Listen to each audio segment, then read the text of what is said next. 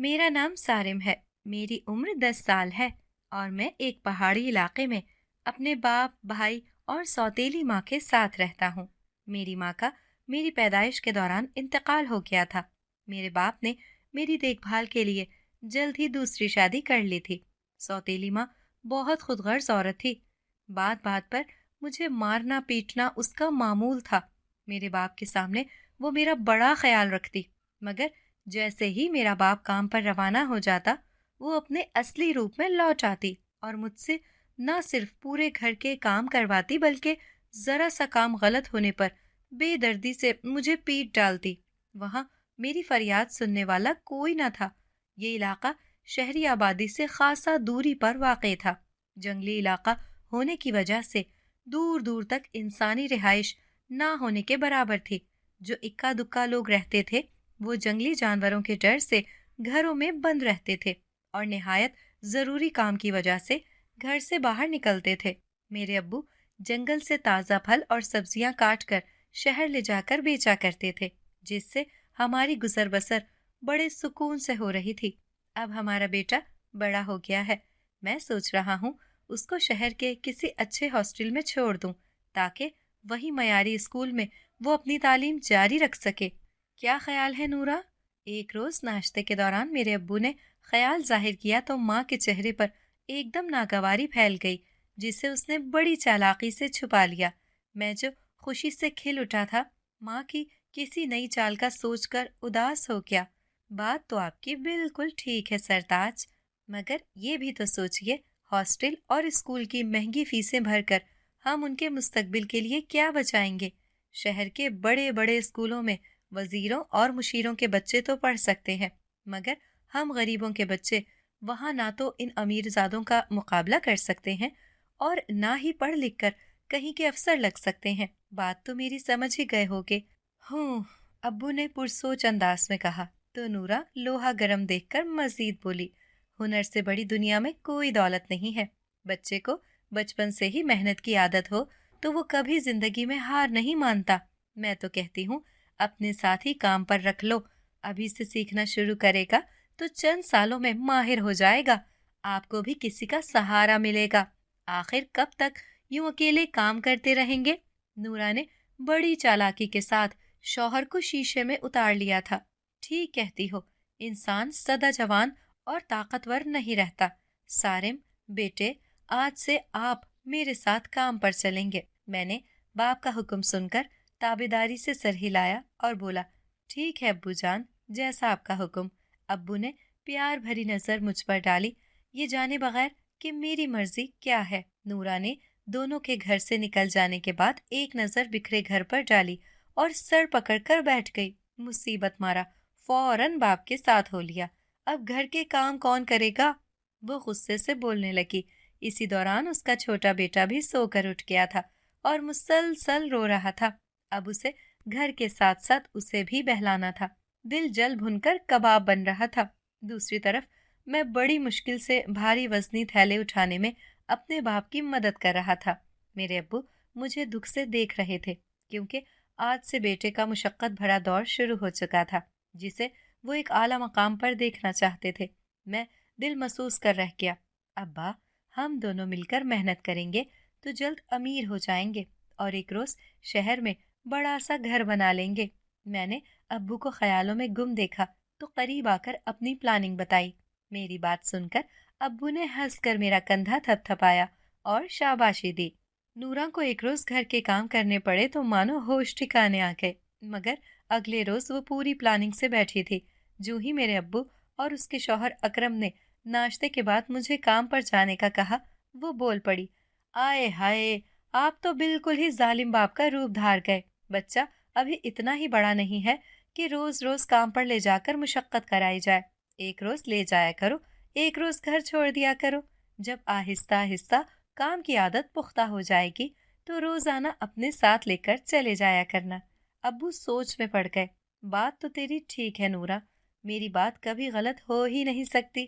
مانا سارم کو میں نے نہیں جانا، مگر یہ مجھے اپنے فہد جیسا ہی عزیز ہے۔ وہ ایک ادا سے بولی تو ابو کا دل خوش ہو گیا۔ جانتا ہوں تو دنیا میں میرے نیک کرموں کی جزا ہے۔ وہ خوش دلی سے کہتا اپنا خالی تھیلا اٹھا کر گھر سے نکل گیا۔ اس کے گھر سے نکلنے کی دیر تھی کہ میری شامت آ گئی۔ نورا نے پورے دن کے کام مجھے بتائے اور خود مزے سے چھوٹے کو لے کر لحاف میں گھس گئی۔ وہ سو کر اٹھی تو سارے گھر کے کام مکمل ہو چکے تھے اور میں رسی پر کپڑے پھیلا رہا تھا۔ فہد کی شرٹ پر ایک داغ دیکھ کر نورا کا دماغ گھوم گیا۔ اس نے مجھ کو بری طرح پیٹنا شروع کر دیا، ساتھ ساتھ منہ سے مغلظات کا طوفان اٹھ رہا تھا۔ منحوس، خبیث، ذرا سا کام کرنا عذاب لگتا ہے، کام چور کہیں کا۔ اس نے غصے میں آ کر دھلے کپڑوں کی ٹوکری اٹھا کر پھینک دی اور حکم جاری کر دیا، ان سب کو اٹھا کر دوبارہ دھو، اور ایک بھی داغ نظر آیا تو وہ حال کروں گی کہ پہچان میں نہ آؤ گے۔ میں روتا ہوا بکھرے کپڑے سمیٹنے لگا۔ میں ایک دن شہر میں رہ کر یہ بات نوٹ کر چکا تھا کہ لوگ چرب زبانی اور اعتماد سے اپنی بات منوا کر دم لیتے ہیں۔ اس دنیا میں جو اعتماد کی دولت سے مالا مال ہے وہی کامیاب ہے۔ میں نے فیصلہ کر لیا تھا کہ کسی طرح باپ کو سوتیلی ماں کی ساری حقیقت سے آگاہ کر دوں گا۔ رات بھر میں یہی باتیں سوچتا اور الفاظ کا چناؤ کرتا رہا۔ صبح کی روشنی پھیلتے ہی میں باپ کو جگانے لگا۔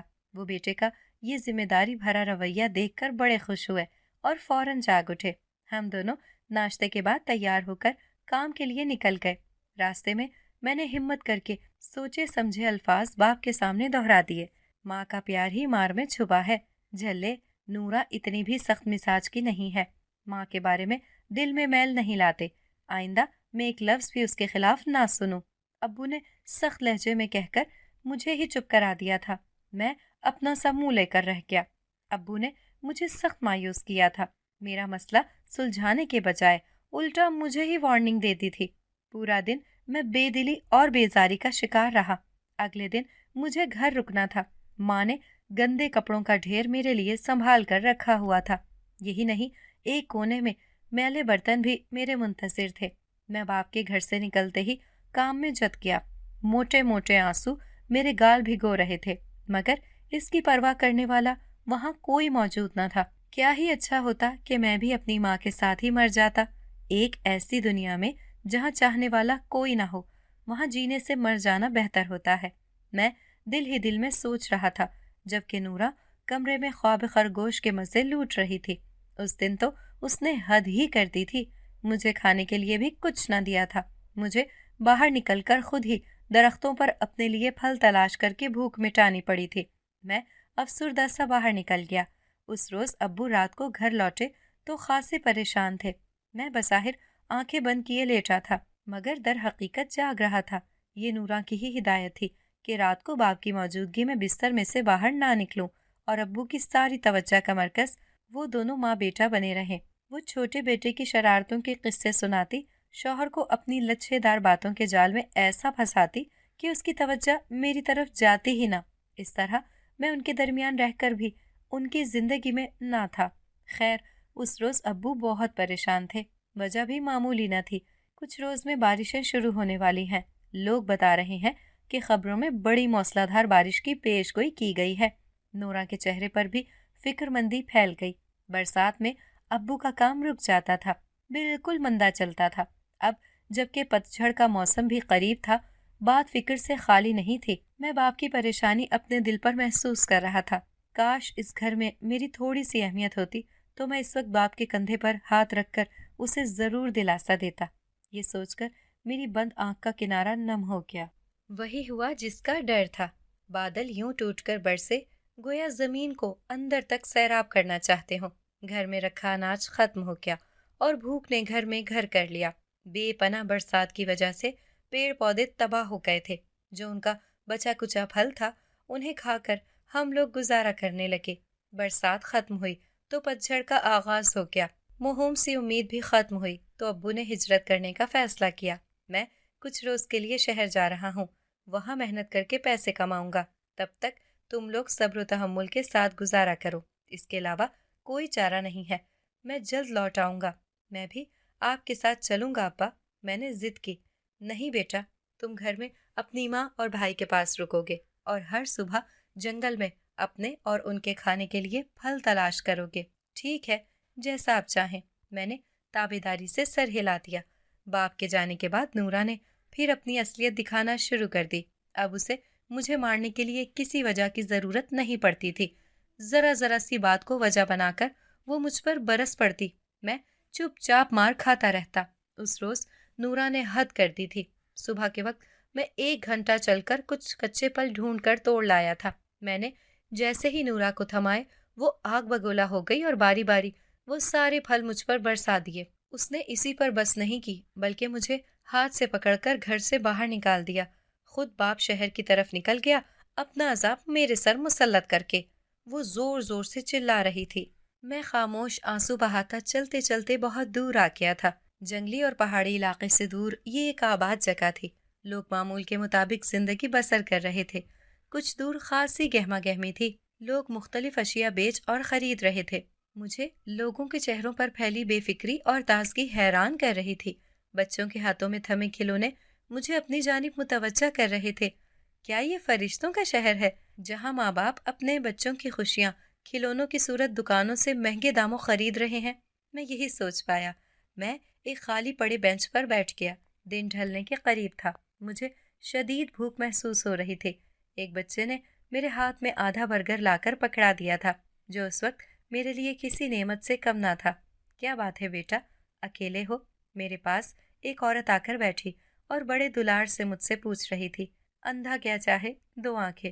جو ہی میں نے ہمدردی کے 2 بول پائے، شروع سے لے کر آخر تک اپنی ساری کہانی اس عورت کے گوش گزار کر دی۔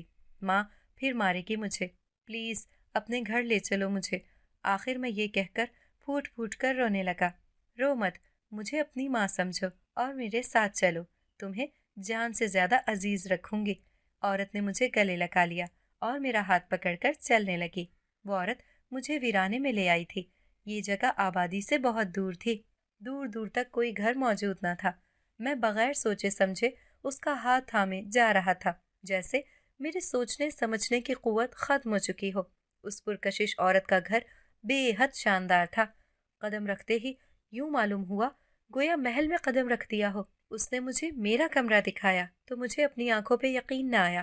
میں نے کبھی خواب میں بھی ایسا حسین کمرہ نہ دیکھا تھا۔ پرلطف اور لذیذ کھانا، ٹھنڈے میٹھے مشروبات کے ساتھ سیر ہو کر کھانے کے بعد میں لمبی تان کر سو گیا۔ رات کے جانے کس پل میری آنکھ کھلی تھی۔ کمرے میں گھٹا ٹوپ اندھیرا چھایا ہوا تھا۔ فضا میں قہقہے گونج رہے تھے۔ ہا ہا ہا، تو آج میری تلاش ختم ہوئی۔ ہا ہا ہا، اب مجھے اپنا غلام ڈھونڈنے کے لیے بازاروں کی خاک نہ چھاننی پڑے گی۔ نازلی، میری نازلی، اب تمہاری یہ جڑواں حسین ترین بہن تمہیں اس گھٹیا قسم کے دیو سے جلد رہا کروا لے گی۔ آج جشن کی رات ہے۔ ہا ہا ہا، فضا بے ہنگم قہقہوں سے گونج رہی تھی، جبکہ میرا ڈر کے مارے برا حال تھا۔ بڑی مشکل سے صبح ہوئی تھی۔ میں ڈر کے مارے بستر میں ہی دبکا رہا۔ اٹھ جاؤ لڑکے، تمہارا سونے کا ناٹک یہاں نہیں چلے گا۔ بے حد لمبے بالوں اور بھیانک چہرے والی چڑیل نے کمرے میں داخل ہو کر سخت لہجے میں کہا، کون ہو تم؟ میں ڈر کے مارے بول نہیں پا رہا تھا۔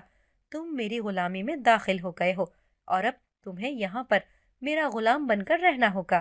یاد رکھنا، میری مرضی کے بغیر کچھ کرنے کی کوشش کی تو مجھ سے برا کوئی نہ ہوگا۔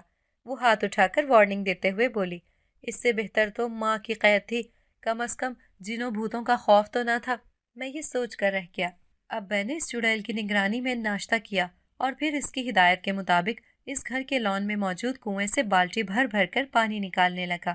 10 بالٹی پانی نکال کر میں تھک چکا تھا اور ابھی اپنا سر ہاتھ میں تھاما ہی تھا کہ پیچھے سے اسی چڑیل کی سخت آواز سنائی دی۔ اے لڑکے، رکے بغیر جلدی سے اپنا ٹاسک پورا کرو۔ یاد رکھو، یہ تمہارا پہلا امتحان ہے۔ اگر اس میں ناکام ہوئے تو ایسی سزا دوں گی کہ زندگی بھر یاد رکھو گے۔ میں پھر سے ڈر کے مارے جلدی جلدی کام کرنے لگا۔ شاباش، وہ چڑیل مجھے دیکھ کر خوشی سے بولی۔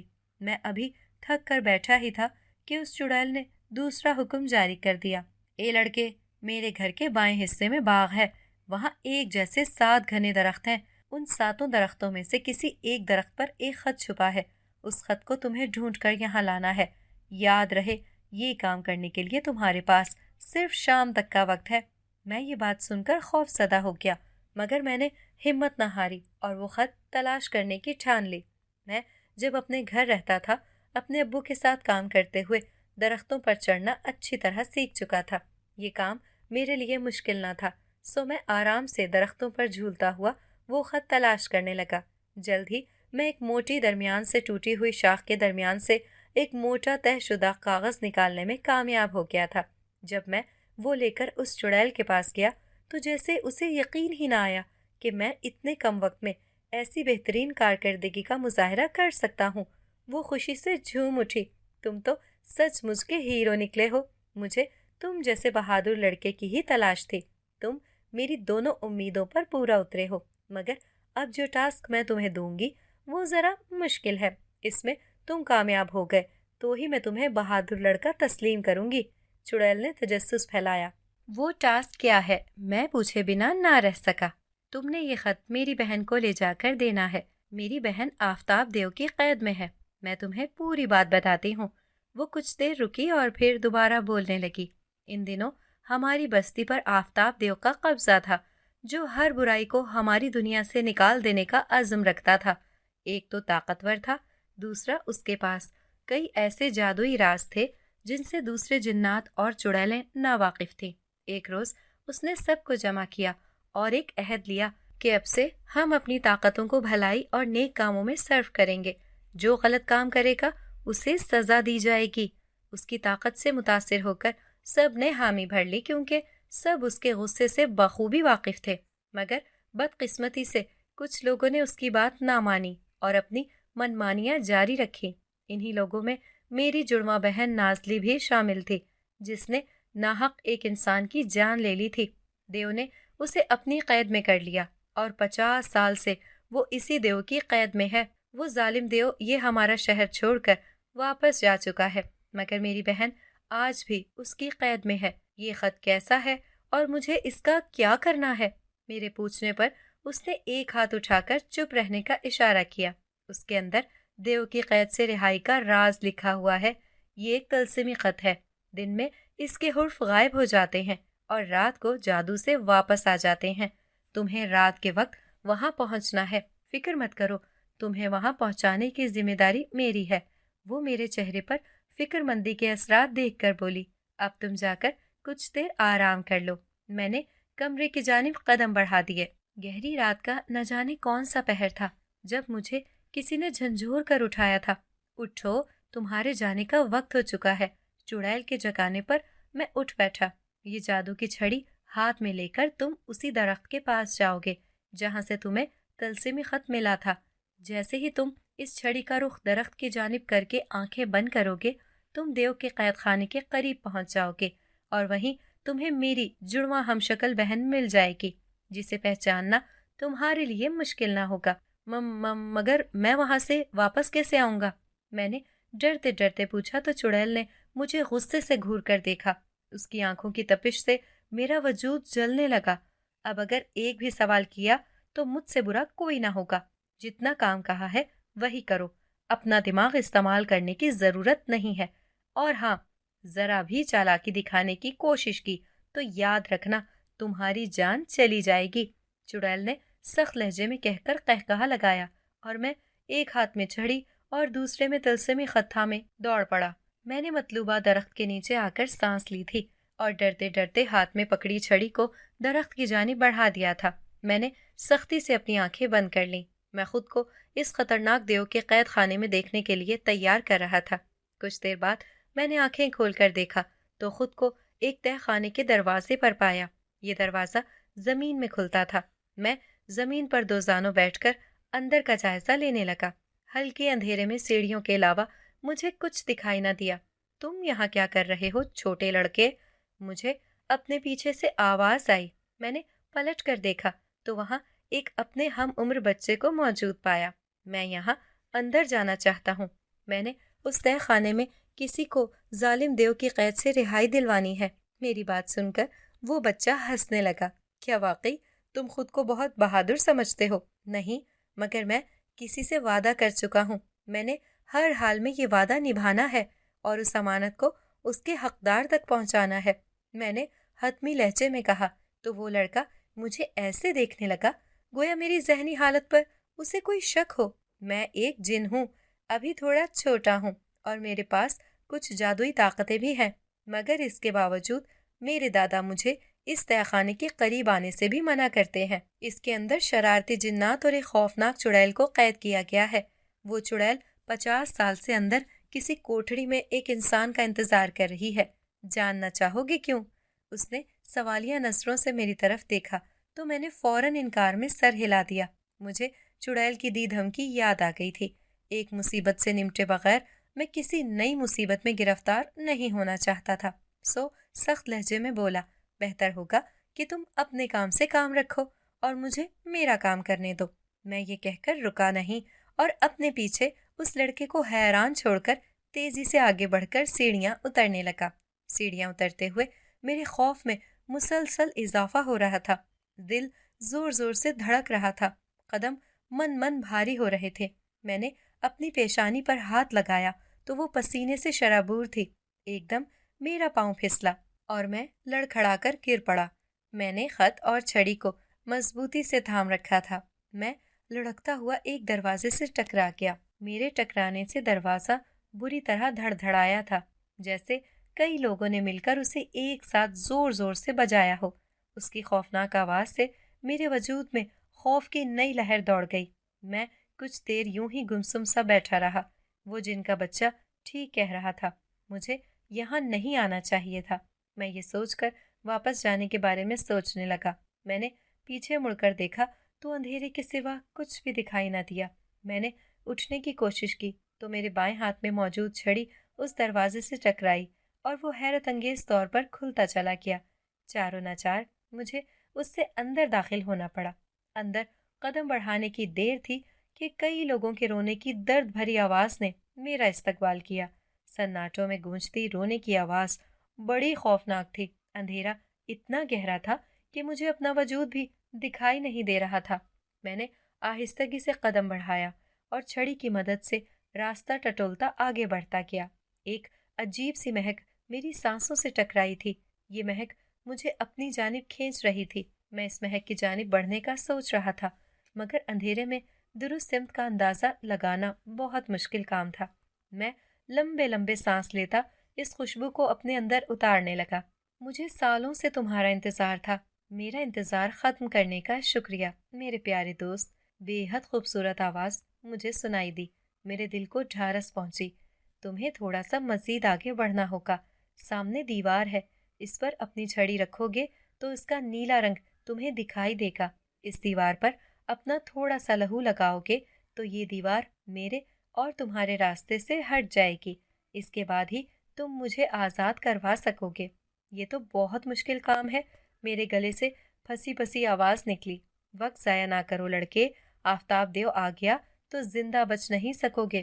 اب فیصلہ تمہارے ہاتھ میں ہے، ایک قطرہ خون ٹپکانا ہے یا جان گنوانی ہے۔ ٹھیک ہے، میں کرتا ہوں۔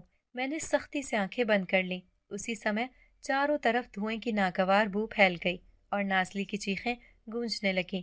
اس سال بھی تم کامیاب نہیں ہو سکتی۔ تمہاری ہر چال بری طرح ناکام ہوتی آئی ہے، پھر آج تم کیسے کامیاب ہو سکتی ہو؟ وہ شاید آفتاب دیو تھا۔ لگتا تھا نازلی کی گردن اس کی گرفت میں تھی، تبھی وہ گھٹی گھٹی آوازیں نکال رہی تھی۔ آفتاب کا غصے کے مارے برا حال تھا۔ وہ مسلسل نازلی کو ڈانٹ اور دھمکا رہا تھا۔ میرے قدم جیسے زمین پر جم کر رہ گئے تھے۔ میں وہاں سے بھاگ جانا چاہتا تھا، مگر ایک قدم بھی اٹھانا محال تھا۔ اے لڑکے، تم یہاں کیا کر رہے ہو؟ آفتاب دیو نے یقیناً مجھے مخاطب کیا تھا۔ میرے قدموں سے زمین سرک گئی تھی۔ موت مجھے اپنے سر پر منڈلاتی ہوئی محسوس ہوئی۔ میری ٹانگیں بے جان سی ہوئیں اور میں وہیں ڈھیر ہو گیا۔ کچھ دیر بعد کسی نے مجھے اپنے کندھے پر اٹھا کر ہوا میں اچھال دیا تھا۔ مجھے اپنی سانس رکتی محسوس ہو رہی تھی۔ مجھے اپنے بچنے کے کوئی آثار نظر نہیں آ رہے تھے۔ مجھے شدت سے اپنے بابا کی یاد ستائی اور پھر میرا ذہن تاریکی میں ڈوبتا چلا گیا۔ سورج کی روشنی میری آنکھوں پر چبھی تو مجھے ہوش آیا۔ اٹھ گیا، لڑکے کو ہوش آ گیا ہے دادا جان۔ مجھے اپنے قریب سے چہکتی ہوئی آواز سنائی دی تھی۔ ایک بارش سے بابا جی نے قریب آ کر مجھ پر دم کیا اور مسکرا کر میری جانب دیکھا۔ ہمیں معلوم تھا کہ تم ضرور واپس آؤ گے، اس لیے ہم تمہارا اس جگہ انتظار کر رہے تھے۔ مجھے اس لڑکے کو دیکھ کر حیرت ہوئی۔ یہ وہی لڑکا تھا جو مجھے تہہ خانے میں جانے سے پہلے ملا تھا۔ کاش میں نے اس کی بات مان لی ہوتی اور وہاں نہ جاتا۔ میں نے دل ہی دل میں اپنی غلطی تسلیم کی۔ ارحم، چلو بھائی کا ہاتھ پکڑو، گھر چلتے ہیں۔ بزرگ نے لڑکے کو ہدایت دی تو وہ اپنا ہاتھ بڑھا کر بولا، چلو دوست۔ میں اس کا ہاتھ تھام کر اٹھ بیٹھا اور ان دونوں کے ساتھ چل پڑا۔ یہ بہت چھوٹا سا ایک گھر تھا۔ اس گھر میں 2 بڑے درخت تھے جن کی بڑی بڑی شاخیں آسمان سے باتیں کرتی تھیں۔ میں حیرت سے انہیں سر اٹھا کر دیکھ رہا تھا۔ اتنے بڑے درخت میں نے پہلی بار دیکھے ہیں۔ میں اپنی حیرت نہ چھپا سکا۔ مجھے حیران دیکھ کر ارحم ہنس پڑا۔ میں ارحم کا دادا جان ہوں۔ تم اس کے ہم عمر ہو، اس لیے مجھے دادا کہہ سکتے ہو۔ دادا جی نے مجھے گرم سوپ کا مگ پکڑاتے ہوئے پیار بھرے انداز میں کہا تو میں مسکرا دیا۔ کیا تم اپنے گھر کا راستہ بھٹک گئے تھے جو اس چالاک دلشاد نامی چڑیل کے ہتھے چڑھ گئے؟ میں سوپ پی چکا تو دادا جان نے سوال کیا۔ بلا شبہ سوپ بے حد لذیذ تھا۔ اسے پی کر میں اپنے جسم میں توانائی دوڑتی محسوس کر رہا تھا۔ مجھے سمجھ نہیں آ رہی تھی کہ اپنی کہانی کہاں سے شروع کروں۔ میری سوتیلی ماں مجھ پر بڑا ظلم کرتی ہے، حتیٰ کہ ایک روز اس نے باپ کی غیر موجودگی میں مجھے مار پیٹ کر گھر سے نکال دیا۔ میں چلتے چلتے راستہ بھٹک گیا اور بہت دور ایک بازار میں پہنچ گیا۔ وہاں وہی چڑیل عورت کے روپ میں اپنی چالاکی کی بدولت اپنے گھر لے گئی اور زیادہ دیر اپنا اصل روپ نہ چھپایا۔ اس نے مجھے اپنی بہن کو کسی آفتاب نامی دیو کی قید سے آزاد کروانے کے لیے بھیجا تھا، مگر اس کی ساری پلاننگ بیکار گئی اور دیو نے مجھے اپنے تہہ خانے سے نکال کر باہر پھینک دیا۔ وہ ہر سال اسی طرح کسی ایک انسان کو بیوقوف بنا کر پہلے قابو کرتی ہے، پھر اپنی بہن کو آزاد کروانے کے لیے یہاں بھیجتی ہے۔ پچھلے کئی سالوں سے اس کا ہر حربہ ناکام ہوتا رہا ہے، مگر وہ ہار نہیں مانتی۔ میں بڑے غور سے دادا جی کی باتیں سن رہا تھا۔ آپ لوگ اس ویران جگہ پر کیوں رہتے ہیں؟ میں پوچھے بغیر نہ رہ سکا۔ ڈرنا مت بیٹا، ہم یہاں کئی سالوں سے رہائش پذیر ہیں۔ دراصل ہمارا تعلق جنات کی قوم سے ہے۔ تم اس وقت جنات کی دنیا میں داخل ہو چکے ہو۔ میرے خیال سے اب تمہیں آرام کرنا چاہیے، باقی باتیں کل کریں گے۔ وہ اٹھ کھڑے ہوئے تو میں نے سر ہلا کر ان کی تائید کی۔ جن اتنے مخلص اور خیال رکھنے والے بھی ہو سکتے ہیں، میں دل ہی دل میں سوچ رہا تھا۔ اگلے روز ناشتے کے بعد دادا جان نے مجھے اپنے قریب بٹھایا اور کہنے لگے، کیوں نہ کل کی ادھوری بات اب مکمل کر لی جائے؟ وہ سوالیہ انداز میں بولے تو میں نے جھٹ ہاں میں سر ہلا دیا۔ ارحم بھی پاس بیٹھا ہمتن گوش تھا۔ ارحم میرا بڑا لاڈلا پوتا ہے۔ جب یہ 4 سال کا تھا تو اس کے ماں باپ کا انتقال ہو گیا تھا۔ جس دن اس کے ماں باپ کی برسی ہوتی ہے، اس روز ہم ایک ایسے انسان کی تلاش میں نکلتے ہیں جو کسی قسم کی مصیبت کا شکار ہو اور اسے مدد کی ضرورت ہو۔ اس کے ماں باپ کی روح کو سکون پہنچانے کا یہ ایک ہمارا انوکھا طریقہ ہے۔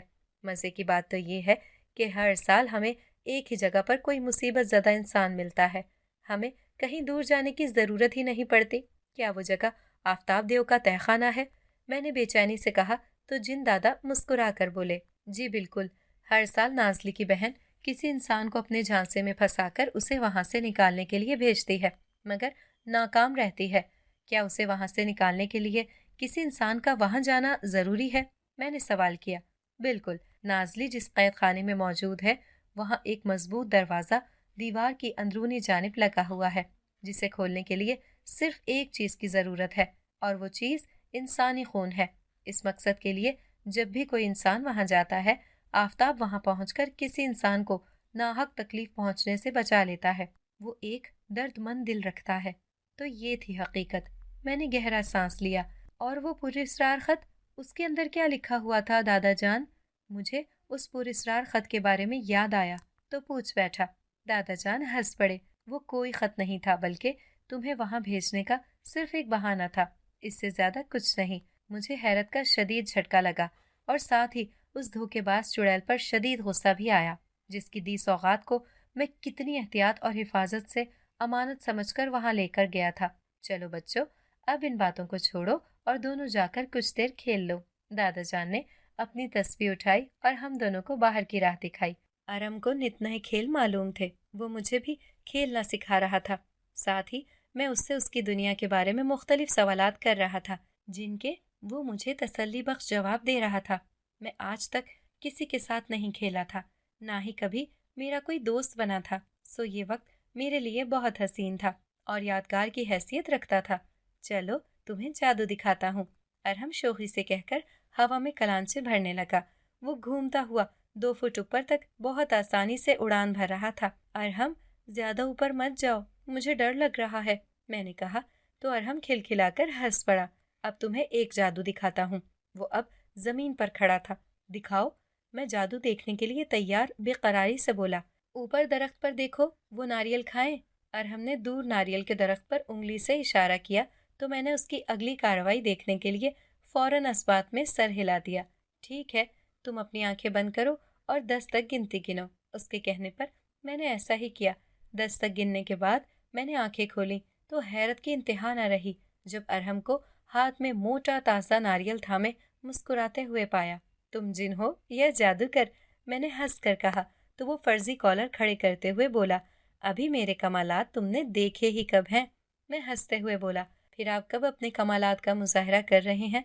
ये सुनना था कि उसने हंसते हुए एक पंच नारियल पर मारा और वो आराम से खुल गया, हत्ता कि उसके अंदर का सख्त खोल भी टूट चुका था। लो खाओ, मजे करो।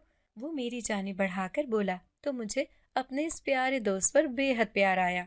चलो बच्चों, अंदर आ जाओ, ठंड बढ़ रही है। दादाजान ने आवाज दी तो हमने अंदर की जानिब कदम बढ़ा दिए। दादाजान, मुझे कब से ठंड लगने लगी? अरहम के पूछने पर दादाजान ने एक नजर उस पर डाली और बोले, क्या तुम भूल गए हो कि तुम्हारे साथ तुम्हारा इंसान दोस्त मौजूद है और इंसान सेहत के मामले में हमसे ज्यादा नाजुक मिजाज रखते हैं। मुझे याद है दादाजान, मैं तो बस मजाक कर रहा था। अरहम हंसते हुए बोला। बड़े अच्छे माहौल में खाना खाया गया। अरहम हंसने हंसाने का कोई मौका हाथ से जाने नहीं देता था, या शायद उसे भी मेरी तरह अपनी जिंदगी में कोई अपना हम उम्र दोस्त पहली बार मिला था, इसलिए वो भी मेरी तरह बहुत खुशी महसूस कर रहा था। खाने के बाद हम दोनों बातों में मसरूफ हो गए तो दादाजान ने टोक दिया, चलो बच्चों, अब सो जाओ, बाकी बातें सुबह करना। ठीक है, मगर इससे पहले हमें कहानी सुनाइए। अरहम ने फरमाइश की तो मैंने भी उसकी हाँ में हाँ मिलाई। ठीक है। रात गए तक दादाजान ने हमें मजे मजे की कहानियां सुनाई। ज्यादातर कहानियों का ताल्लुक जिन्नात की दुनिया से था, सो मुझे बहुत मजा आया। मैंने पहली बार इतनी दिलचस्प और जबरदस्त कहानियां सुनी थी। मैं कभी सोच भी नहीं सकता था कि कभी कोई यूं प्यार भरे अंदाज में मुझे कहानियां सुनाएगा। अरहम बहुत खुशनसीब था जिसे दादाजान का साथ मिला हुआ था। काश मेरे भी कोई दादाजान होते। वो दिन भी मेरी जिंदगी का यादगार तरीन दिन था। अगले रोज हम जरा देर से उठे थे। शायद खेलने की वजह से हम बहुत थक चुके थे और इसी वजह से दादाजान ने भी हमें जगाना मुनासिब ना समझा था। नाश्ते के बाद दादाजान ने मुझे पास बुलाया और फिक्रमंदी भरे अंदाज में बोले, बेटा, अब तुम्हें अपने बारे में कोई फैसला जरूर कर लेना चाहिए। मैं नासमझी के अंदाज में उनकी तरफ देखने लगा तो वो प्यार भरे अंदाज में बोले, तुम्हें अब अपने घर चले जाना चाहिए। मेरे साथ और हमने भी चौंक कर उनकी जानिब देखा। उन मेहरबान जिन्नात के साथ गुजारे गए चंद दिनों में मैं तो भूल ही गया था कि मेरा कोई घर भी है। ऐसा लगता था कि मैं सदियों से इसी घर का एक फर्द हूँ। मैं वहाँ वापस नहीं जाना चाहता दादाजान। मैंने हिम्मत करके अपने फैसले से उन्हें आगाह किया। वो मुस्कुराए और बोले, हर चीज अपनी जगह पर अच्छी लगती है बेटा। उनके एक जुमले में बड़ी नसीहत छुपी थी। मैं समझ सकता था। क्या हम सारिम से बाद में मिल सकेंगे दादाजान? अरहम की बेकरारी से कहने पर दादाजान ने मायूस अंदाज में सर झुका लिया और इनकार में सर हिलाया। अरहम के चेहरे पर उदासी फैल गई। इंसानों की जिंदगी में दखल अंदाजी करना अच्छे जिन्नात पर जेब नहीं देता बेटा। मगर दादाजान, अरहम के चेहरे पर उलझन फैली हुई थी। जब तुम परिंदा बनकर दुनिया की सैर के लिए निकला करोगे तो अपने दोस्त का हाल मालूम कर लिया करना। अरहम की आंखों में आंसू जगमगाए थे। दादाजान मेरी जानिब देखकर मजीद बोले, और जब तुम किसी परिंदे को अपने घर के आसपास बेकरार सा चक्कर काटते देखो तो अपने इस दोस्त को याद करना और दिल से उसके लिए दुआ करना। उनकी ये बात सुनकर मेरी आंखें भर आईं और हम दोनों दोस्त दादा से लिपट कर रो पड़े। उस रोज दादाजान ने काफी देर तक हमें जिंदगी की कुछ हकीकतें बताने के साथ कुछ कीमती नसीहतों से नवाजा था। इंसानों की बस्ती में जुल्म हमेशा कमजोर पर किया जाता है। ये रिवायत तो अब बहुत पुरानी हो चुकी है और इस रिवायत के बदलने के आसार भी दिखाई नहीं देते। इसका एक हल यही है कि मजबूत बनो ताकि तुम लोगों को कमजोर ना दिखाई दो और कोई तुम पर अपनी इजारादारी ना करने लगे। दादाजान की नसीहत पर मैंने इस बात में सर हिलाया था کچھ دیر بعد دادا جان نے ارحم کو مخاطب کر کے کہا، اب ہمیں تمہارے دوست کو الوداع کرتے ہوئے اس کے گھر چھوڑ دینا چاہیے۔ ارحم نے اداس چہرے کے ساتھ سر ہلا کر اپنی رضامندی ظاہر کر دی۔ میں تمہیں بہت یاد کروں گا میرے دوست، وہ میری جانب دیکھ کر بولا تو میں نے بھی اعتراف کیا، اور میں بھی۔ ہم دونوں ایک دوسرے کے گلے لگ گئے۔ یہاں سے جانے سے پہلے میں تمہیں کچھ تحفہ دینا چاہتا ہوں۔ دادا جان نے ایک چھوٹا سا بند تھیلا مجھے دیا تھا، ساتھ ہی اسے گھر جا کر کھولنے کی تائید کی تھی۔ وہ دونوں مجھے گھر چھوڑنے اور ہمیشہ کے لیے الوداع کہنے کے لیے میرے ساتھ گھر سے نکلے تھے۔ میں جناتی دنیا کے عجیب و غریب راستے پہلی بار دیکھ رہا تھا۔ کانٹوں بھرے راستوں سے وہ دونوں بڑے آرام سے گزر رہے تھے، جبکہ میرے لیے ہموار راستہ چھوڑ رہے تھے۔ مجھے اپنے دوستوں کی مخلصی پر کوئی شک نہ تھا، اور ان سے بچھڑنے پر میرا دل خون کے آنسو رو رہا تھا۔ کافی دیر سفر کرنے کے بعد انسانی علاقہ شروع ہوا تھا۔ وہیں میرا دل جیسے ڈوب گیا تھا۔ میرے دوست مجھ سے ہمیشہ کے لیے بچھڑنے والے تھے۔ یہ احساس ہی جان لیوا تھا۔ جنگلات کا سلسلہ شروع ہوا۔ پہاڑ ذرا فاصلے پر تھے، مگر دور سے صاف دکھائی دے رہے تھے، اور پھر ہم سفر کرتے کرتے ان کے بالکل قریب پہنچ گئے تھے۔ اب تم اپنے گھر کے بالکل قریب پہنچ چکے ہو، ہمیں اجازت دو۔ دادا جان نے رک کر مجھے گلے لگایا۔ میں نے ارحم کی طرف دیکھا تو اس نے پھیکی سی مسکراہٹ چہرے پر سجا لی۔ وہ اپنی اداسی ظاہر کر کے مجھے اداس نہیں کرنا چاہتا تھا۔ میرا حال بھی کچھ ایسا ہی تھا۔ دونوں سے گلے مل کر میں نے نہ چاہتے ہوئے بھی آگے کی جانب قدم بڑھا دیے۔ دادا جان کا دیا ہوا تحفہ میرے ہاتھ میں تھا۔ میں نے اپنے گھر کے سامنے جا کر پیچھے مڑ کر دیکھا تو دو پرندے ہوا میں گول گول گھوم کر گویا مجھے الوداع کہہ رہے تھے۔ میں انہیں دیکھ کر مسکرایا اور الوداعیہ طور پر ہاتھ ہلایا تو وہ لمبی اڑان بھر گئے۔ میں نے اپنے گھر کے دروازے کو ایک نظر دیکھا تو جو ذلت بھرا سفر ختم ہوا تھا وہ پھر سے شروع ہونے والا ہے۔ میں دل میں سوچ کر رہ گیا۔ دستک دینے کی ہمت ابھی تک نہیں کر پایا تھا۔ اندر سے آتی آوازوں نے میری توجہ اپنی جانب کھینچ لی۔ یہ سزا اب ختم کیوں نہیں ہو جاتی؟ یہ روتی آواز نورا کی تھی۔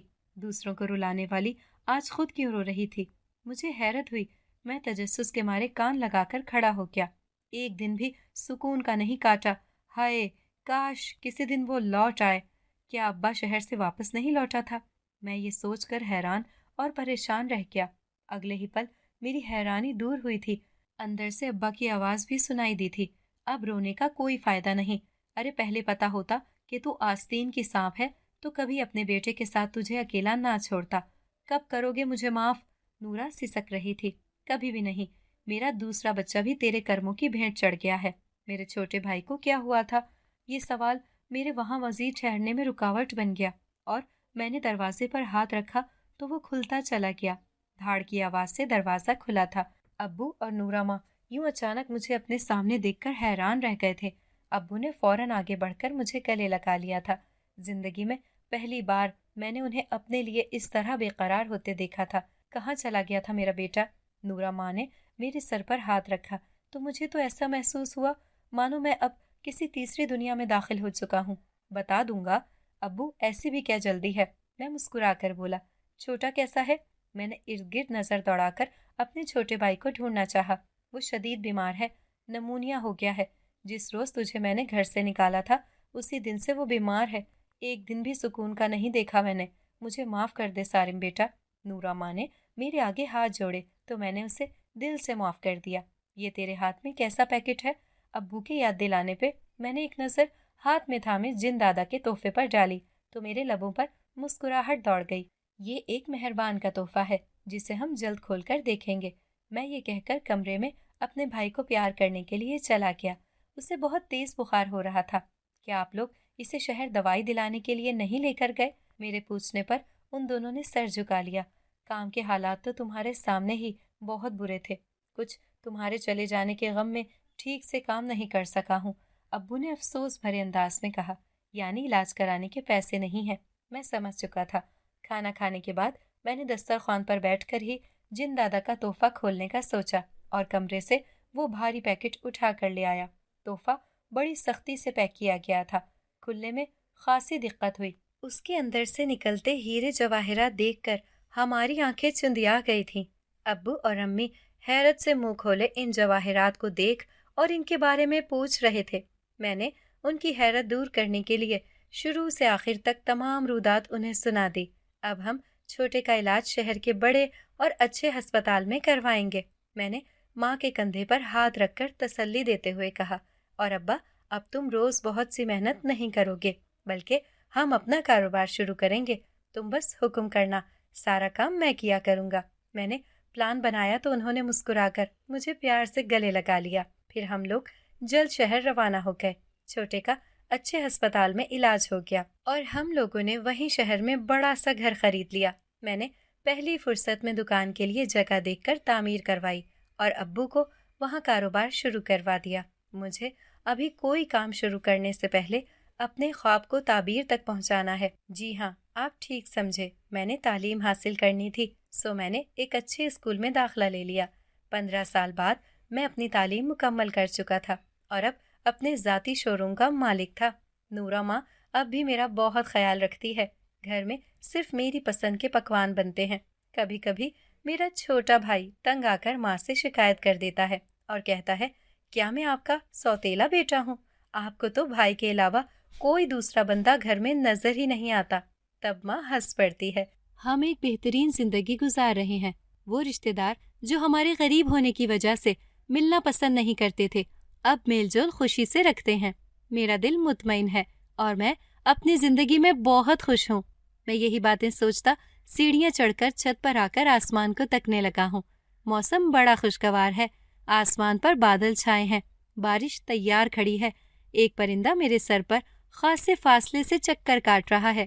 میں اسے بغور دیکھ رہا ہوں۔ وہ پر پھیلائے مسلسل گولائی میں گھومتا شاید مجھ سے کچھ کہنا چاہتا ہے۔ میں نے اس کی طرف دیکھ کر مسکراتے ہوئے ہاتھ ہلایا تو وہ لمبی اڑان بھر کر دور کہیں بھٹک گیا۔ میں اسی طرح نہ جانے کتنے پرندوں کو تکا کرتا ہوں، ہر بار اسی امید کے ساتھ کہ ان میں سے کوئی میرا دوست ہوگا، وہی دوست جس نے مجھے ہنسنا اور جینا سکھایا تھا، جس کے ساتھ میں نے اپنی زندگی کا بہت خوبصورت اور یادگار وقت گزارا تھا۔ اس کی تلاش میں بہت سے پرندے مجھ سے مانوس ہو گئے ہیں، جن کی سنگت میں مجھے بڑا سکون ملتا ہے۔ نیچے امی کی آواز سنائی دی تو میں نے نیچے جانے کے لیے قدم بڑھا دیے، جہاں میرا آشیانہ میرے بغیر ادھورا تھا۔